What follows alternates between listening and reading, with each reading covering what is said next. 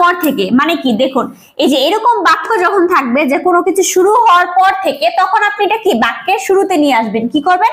বাক্যের শুরুতে নিয়ে আসবেন যে আফটার। হ্যালো গাইস, কেমন আছেন সবাই? আশা করি সবাই ভালো আছেন। আজকে একটি সুন্দর এবং নতুন টপিক আলোচনা করব। টপিকটি হচ্ছে ফ্রি হ্যান্ড রাইটিং আপনি কিভাবে ভালো করবেন সেটা আজকে আমরা শিখবো, ঠিক আছে? তো এখানে কিছু উদাহরণ দেওয়া আছে, চলুন সেটাকে দেখি। তো একটা জিনিস খেয়াল করুন, এখানে একটা বাক্য দেয়া আছে যে সচেতন হওয়ার পর থেকে একজন মানুষ নিজের মতো করে স্বপ্ন দেখা শুরু করে। সো এই সেন্টেন্সটাকে আজকে আমরা ভেঙে ভেঙে কিভাবে বড় করে কিভাবে সাজিয়েছে সেটা শিখবো, ঠিক আছে? তো এখানে খেয়াল করুন, সচেতন হওয়ার পর থেকে, ঠিক আছে? তো এই যে দেখুন, সচেতন হওয়ার পর থেকে, ঠিক আছে না? তো একটা বিষয় খেয়াল রাখেন যে এই যে সেন্টেন্সটা থাকবে সচেতন হওয়ার পর থেকে, যখন কোনো কিছু লেখা থাকবে বা কোনো সেন্টেন্স থাকবে, তখন সব সময় কি ব্যবহার করবেন? একটা জিনিস আগে লিখি তারপর বলতেছি। আফটার মানে এটুকুর ইংলিশ আপনি আগে লিখবেন।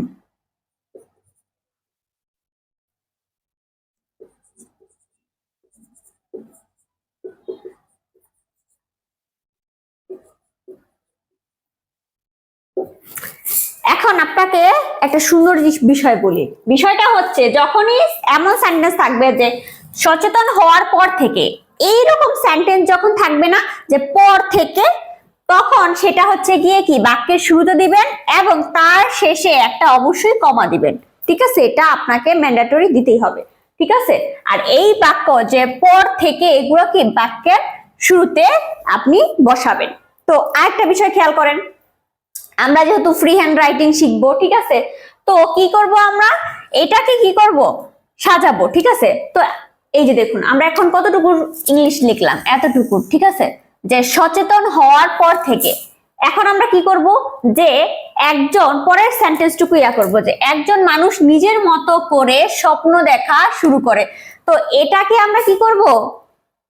ট্রান্সলেট করব। দেখুন, একজন মানুষ নিজের মতো করে, হ্যাঁ, স্বপ্ন দেখা শুরু করে। তাইলে কি প্রথমে কি করব বলেন? একজন মানুষ নিজের মতো করে স্বপ্ন দেখা শুরু করে, মানে একজন মানুষ। তাই এখানে সাবজেক্ট কি? একজন মানুষ কি শুরু করে? স্বপ্ন দেখা শুরু করে। তাহলে কি একজন মানুষ, সাবজেক্ট আসবে, আসবে কি আসবে? A person. A person. Person কি করে? শুরু করে। ভার্ব কি? শুরু করা। স্টার্টস। এখানে স্টার্টস কেন হলো? এটা প্রেজেন্ট ইনডিফিনিট টেন্স, ঠিক আছে? একজন মানুষ বলছে না, এই কারণে।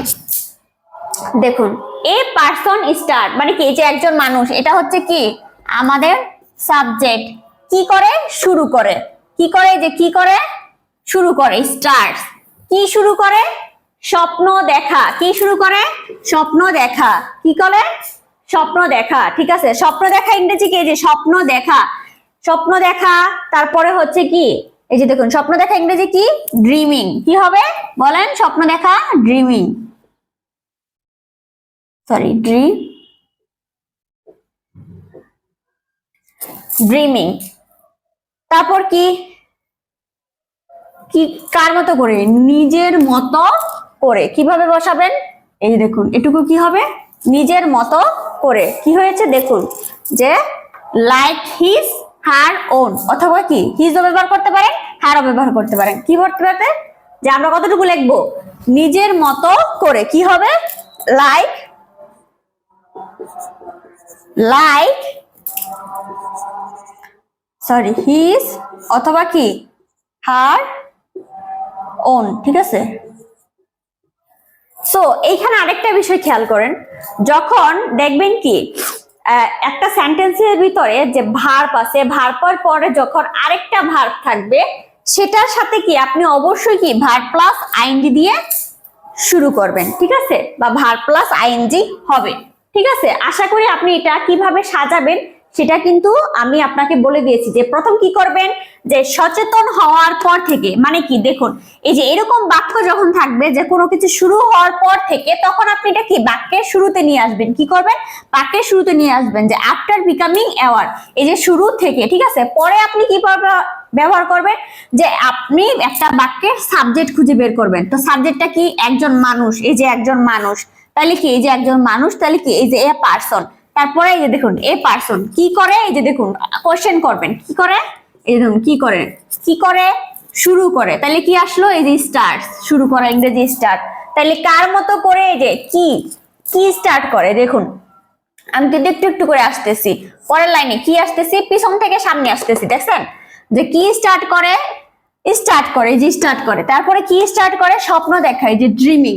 তারপরে কি, কার মতো করে, নিজের মতো করে, কি এই যে লাইক, লাইক অর্থ কিন্তু এই যে মতো ইংরেজি কি লাইক, এই যে like, like his her own, ঠিক আছে, আপনি হারও ব্যবহার করতে পারেন, হিজও ব্যবহার করতে পারেন।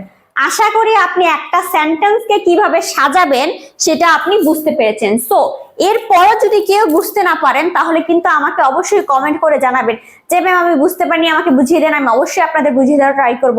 সো আজকে এই পর্যন্তই, দেখাবো অন্য কোনো ভিডিওতে, ততক্ষণ পর্যন্ত সবাই ভালো থাকবেন। আর অবশ্যই ভিডিওটি যদি ভালো লাগে সবাইকে কি শেয়ার করে দিবেন, কারণ আপনার শেয়ারের মাধ্যমে কিন্তু আরেকজন ব্যক্তি উপকৃত হবে এবং সেও শিখতে পারবে। সো আজকে এই পর্যন্তই, ধন্যবাদ সবাইকে।